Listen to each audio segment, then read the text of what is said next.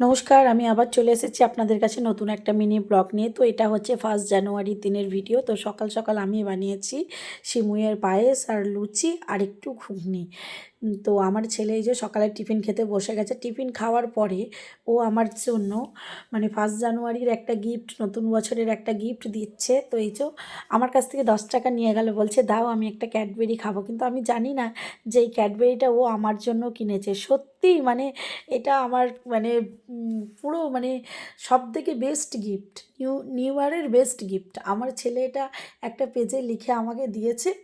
দিয়ে সত্যি ওখানে কিন্তু মা বলে লেখা নেই, ওখানে মনু বলে লেখা আছে।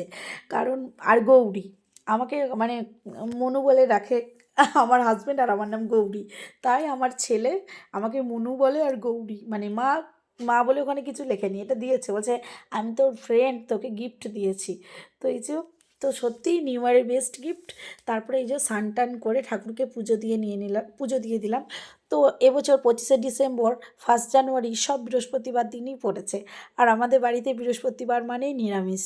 তো মানে আমার ছেলে বায়না করছিল যে মাম্মা মানে চিকেন বানাতে বলছিল। তো আমি বললাম বাবা আজকে তো বৃহস্পতিবার, আজকে একটু খিচুড়ি বানিয়ে দিচ্ছি, খেয়ে নাও, কালকে তোমাকে চিকেন বানিয়ে দেবো।